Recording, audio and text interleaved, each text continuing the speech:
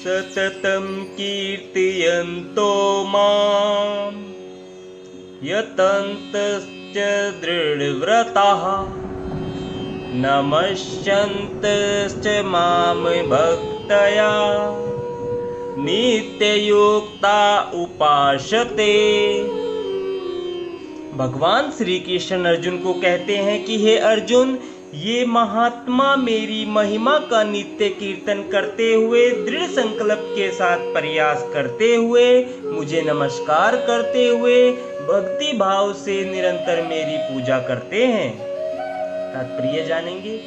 सामान्य पुरुष को रबड़ की मुहर लगाकर महात्मा नहीं बनाया जाता। यहाँ पर उसके लक्षणों का वर्णन किया गया है। महात्मा सदैव भगवान कृष्ण के गुणों का कीर्तन करता रहता है। उसके पास कोई दूसरा कार्य नहीं रहता। वह सदैव कृष्ण के गुणगान में व्यस्त रहता है।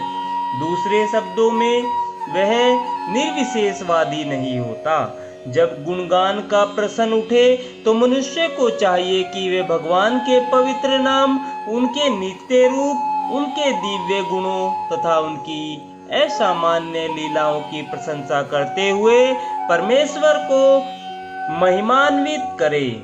उसे इन सारी वस्तुओं को महिमान्वित करना होता है। अतः महात्मा भगवान के प्रति आसक्त रहता है। जो व्यक्ति परमेश्वर के निराकार रूप ब्रह्म ज्योति के प्रति आसक्त होता है, उसे भगवत गीता में महात्मा नहीं कहा गया। उसे अगले श्लोक में अन्य प्रकार से वर्णित किया गया है। महात्मा सदैव भक्ति के विविध कार्यों में यथा विष्णु के श्रवण कीर्तन में व्यस्त रहता है। जैसा कि श्रीमद् भागवत में उल्लेख है, यही भक्ति श्रवणम कीर्तनम विष्णवो तथा स्मरणम है।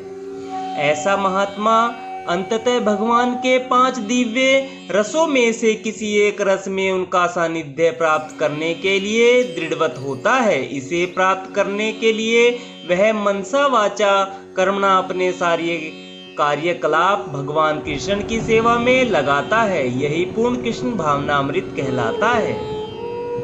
भक्ति में कुछ कार्य है जिन्हें दृढ़व्रत कहा जाता है। यथा प्रत्येक एकादशी को तथा भगवान के आविर्भाव दिवस अर्थात जन्माष्टमी पर उपवास करना। ये सारे विधि विधान महान आचार्यों द्वारा उन लोगों के लिए बनाए गए हैं जो दिव्य लोक में भगवान का सानिध्य प्राप्त करने के इच्छुक हैं।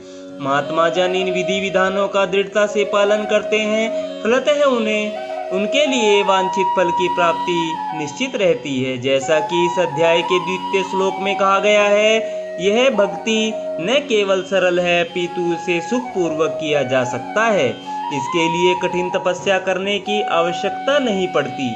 मनुष्य सक्षम गुरु के निर्देशन में इस जीवन को गृहस्थ, सन्यासी या ब्रह्मचारी रहते हुए भक्ति में बिता सकता है। वह संसार में किसी भी अवस्था में कहीं भी भगवान की भक्ति करके वास्तव में महात्मा बन सकता है।